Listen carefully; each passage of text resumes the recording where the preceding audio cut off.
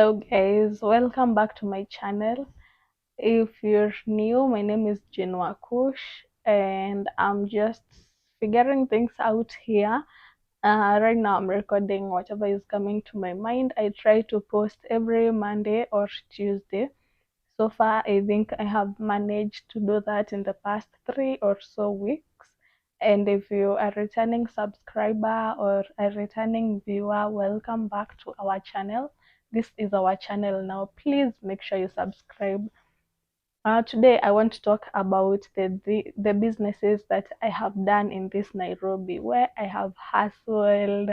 I think is I don't know how to just be without having any income.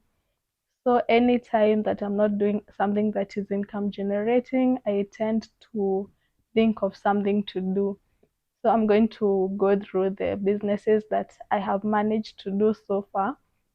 Well, let's say most have not been successful, but that is because I was not consistent or I gave up on them somewhere along the way. From this, you can relate to maybe businesses that I have tried, that you have tried to, or you can get business ideas from the list. Just because it didn't work for me, it doesn't mean that it can't work for anyone else. My first business ever was selling secondhand clothes while I was in campus. I had some money and I thought if I go to campus and just spend this money, it's going to be over. And then what will I use? Like, I need this money to give me more money. So I thought of selling secondhand clothes and I went to, I think at the time I just went to my nearest market, got a few clothes, tried selling them around home before I went to campus. And when we opened school, I sold to my schoolmates. I would hawk around the hostels. It was not legal. I don't think it was legal, but I never got into trouble with it. So I will go knocking from hostel to hostel, from room to room, and I will do that for the first 2 months when the semester opened. And then when I had enough pocket money, not enough, just some money, I was like, I don't think I'm going to continue doing this. And then you've been to every room like twice a week. So people are sort of tired of seeing you and you also want a break. So I will do that for the first 1.5 months after opening school, or up to 2 months. When I had some pocket money, I will stop and just enjoy my pocket money till next time, the next semester. Somewhere mid semester, I will find myself missing having income, and then I will start selling maybe stickers, laptop stickers, or phone stickers. I'll try and find photos for those stickers and then put them on the video. I will also sell chocolates. I will go to River Road, get the stickers and get chocolates, and then sell around campus. Now, for the chocolates, I used to hawk around campus, not just the hostels, like maybe where people usually study outside. I will go around with them, or I will just go sit somewhere where I'm revising and people will come to me. It got to a point that people knew I had snacks with me, so they will just come and buy. Or when I'm going to class, I would carry them with me. Not the Cadbury, maybe cheap ones like Kiko. This entrepreneur also learned how to make homemade yogurt, to actually make yogurt at home. And I will sell it in campus. Even when I used to live outside of campus, I will make yogurt and sell to my neighbors, students and non-students, and then I will go with it to campus and sell in the hostels. I even had someone at the student center who would he used to sell juice, so I will give him the yogurt in a 5-liter container, and then he will sell alongside the juice, and then we will, share out the profits later in the day. Okay, later in the evening. It was a tedious job because you have to get the milk, boil it, ferment it, freeze it. It was a lot of work. Right now, I look back and I'm not even sure I managed to pull off all that. It was a lot of work, but I was determined. At a certain point in my life, I was making bags, packaging bags. After polythene bags were banned, I learned how to make kaki bags, the ones that people package sugar in. I actually made this. I made this. I used to get the paper, reams of khaki paper, like printing papers, but now it's like this, just plain. And then I would use glue and these bows. This is 1 kg. I will use this to make the 1 kg khaki bag, and I will use this to make the 500 grams khaki bag. Even this was a lot of work. And you know how new papers smell. So I used to do this when I was living off campus. My roommate really tolerated me because these papers used to smell bad. So the whole, and it's like a bed sitter, it used to smell bad. First, I was making yogurt. You know, yogurt, when milk gets onto clothes that are not washed properly, let's say a duster that you're using to wipe the floor today and then you use it tomorrow, eventually it starts stinking of milk. And generally, the smell of milk, like when milk is somewhere every day, the smell stays. She really went through it, but she was patient enough. With the packaging bags, I would use this brush to apply glue, and then I would let it sit and dry, and then the bags would be ready. And I will walk around to shops asking the shopkeepers whether they wanted the bags. And with time, I realized they're getting the bags for much cheaper from factories. It wasn't profitable. And then you need to make so many because the profit that you're getting is like 3 bob a bag. So how many bags will you sell so that you can make 3 bob a bag? Considering you're not reselling, you're making them from scratch. And you also spent money to buy the glue and the plain khaki papers. I gave up on it. I saw it was not a viable idea. And then this was dead stock. I remained with so many. At some point, I wasn't sure what to do with them. I even thought of giving them away to shopkeepers, but now I'm glad I didn't give them away because I can use them to package games. If someone buys a card game, I had one here. Let's say a card game like this, it can easily fit into a khaki bag. So now I don't have to go buy other bags until maybe I'm through with this. So they are coming in handy. While I was making the packaging bags, I also learned how to make gift bags. I made this from a plain paper, like this plain paper for a khaki bag, but now in this material and it's white.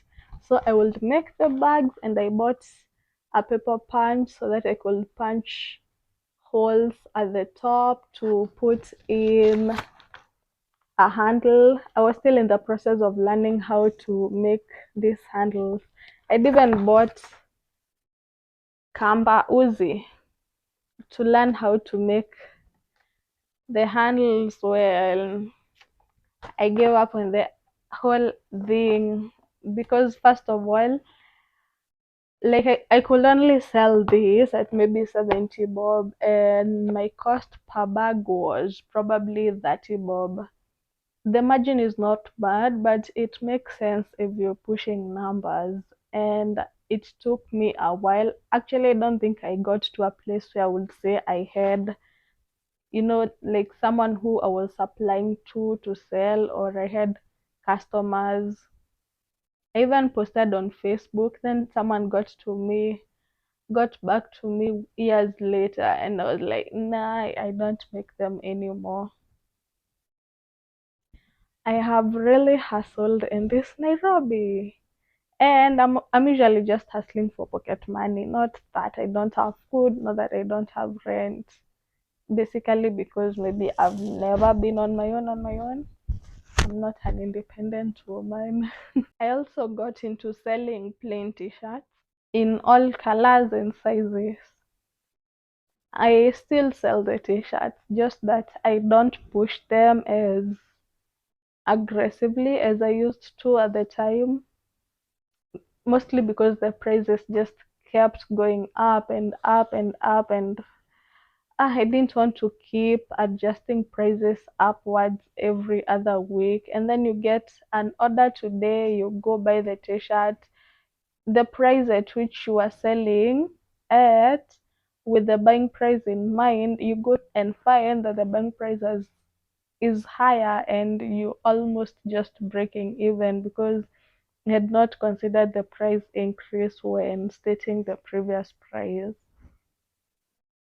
I still sell them, just that they are more expensive now and I don't push them. But if the people who knew that I used to sell t-shirts come asking for them, I will sell to them. And if they are comfortable with the current price, because sometimes it doesn't make sense that a single t-shirt has gone up with 150 shillings in less than a year. So if you bought a t-shirt from me, let's say last year at 300 shillings, and then you ask me today, I'll sell it to you at 450, and then people just be like, "I, how now?" And most Kenyans just like bargaining or sticking to the initial cheaper price. But I find they do that with individuals, especially who run small businesses. If you go to a supermarket and find that the price of something that usually buy has increased with 150 shillings, you'll just go ahead and buy it. But if it's me, you want to keep haggling, which I find myself doing. I think it's just tabia za Wakenya, maybe. After the hype of selling t-shirts, I got into selling spices. So I will buy spices from an Indian shop in wholesale, and then I will sell in retail, like buy from a kg for cheaper and then sell from 50 grams. It was a good business, just that even that you need to sell in numbers. Plus, I think if something is really not for you, you find yourself sort of outgrowing it. I still have the spices. This is my setup. Looks like this.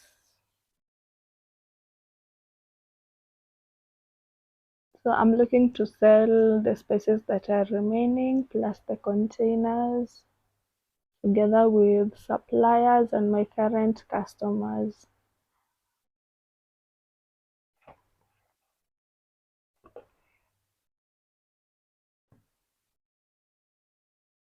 I'm thinking of disposing the business because I need to concentrate on other things that I feel are in alignment with my life right now. And the spices are not it, but I still have the spices, I have the containers, I have contacts of the supplier, and I also have some clients. So when I'm selling, I will sell that as a package so that I can focus on other things. Other things will be games. Games. Now I'm selling card games and board games. I sell the games and I also rent them out. So for example, this is a card game. I sell drinking games. I sell games that are ideal for families. I sell even games that corporates can play. This is ideal for families. It's basically for parents to play with their young ones, with their little ones, or even older siblings or caregivers can play with the little ones in their care. It has some very good questions. Maybe I can read two. Let's go through two. What two items will you grab if your house was on fire? If you had to live in another country, which will you choose? It will help you see how your child thinks. or just get interactive with them. They're really interesting. My page is called Thakai Games. It's active on Instagram, so you can check that out, and I will link it in the description bar. I think mtush business, like selling secondhand clothes, always has my heart because I started the business when I was, I think, second year, and somewhere along the way I stopped, but I came back to it, and I am still doing it up to now. I have an Instagram page where I post, and I have a TikTok page where I go on live and sell on live sessions. My page is called Alizeti Fits. It's You'll find it on the description bar. You can find the pieces that I sell. I have tops, skirts, shorts, dresses, mostly ladies wear, and I am still selling the new t-shirts. If you want plain t-shirts, please reach out to me. I'll get them for you in your color and in your preferred size. And recently, I got into the business of travel and tourism. Now, my background is in accounting, but the way you do a course and you're not feeling it, but even when you sit down with yourself, you can think of any other thing that you would have done if you maybe started over. But mine came to me. If I was to start over, which I can, I have the chance to anyway. But starting over doesn't have to be going back to school. Like, it can just be transitioning, living one work experience and going to a different field and do probably short courses instead of the traditional 4 year course. So my background is in accounting, but I was not feeling it, and now enter the job market working from 8 to 5 in a job that you're not feeling, it can become depressing pretty fast. I've always loved traveling. I actually moved back home after campus because I figured this money that I'm using to pay rent, I could use it to travel. And so I came back home and I used my savings to travel, and that's what I've been doing. And I'm glad I made that decision because I will say that led me here. Like right now, I know what I want to do with my life. Or I think I know I'm open to detours, but I want to remain in alignment. So now I'm in the travel industry. I do consultations if you're thinking of going somewhere and you're not sure where to start, or you have options but you're not sure which one to go with. I offer consultation services, and I also create itineraries if you're looking to go somewhere and you don't know how to get there, what activities to do, where to sleep. I can do that. I also curate group joining trips where I sell as a package, and then different people, random people, just pay for it and join up, and we go on the trip. It's a nice way to make new friends, and it's a nice way to see various places, mostly if you're on a budget. My trips for now are budget friendly, very budget friendly. My business is Ziara Travels. For the month of May, I have a hangout that I'm doing in Karura on 13th May in partnership with the games business. So it's walking in Karura and picnic and games. So basically, picnic and games in Karura. And then on 28th, we are doing Camp Ndunda in Embu. We'll do the wall swing, mud fun, canopy walk, zip lining. If you've not been to Camp Ndunda, this is your chance. I don't get why they had to put the first N before the D. Like, it makes the pronunciation so difficult. Also, if you're looking for accommodation services, maybe you're going to Naivasha and you're not sure where to sleep, you can contact me. I have contacts for accommodation services in Nakuru, Naivasha, wherever you're going, I'll sort you out. Just reach me out. I leave the page linked below, and you can also DM me on Instagram. My Instagram page is Kush. Also, if you go to any of my business pages, which I will link in the description bar, you'll find my number there. So yeah, now that's where we are. Like I have done all those businesses, and what I'm currently doing right now is the three: games, clothes, and travel. Sometimes I wonder whether I'll find myself letting go of some and just remaining with some. It's it's not easy balancing several businesses at a go, because like one business is stressful enough. Enter three. You're worrying about one in terms of making sales, and even when the business is doing super well and you're not able to outsource just yet, it's you're basically doing everything.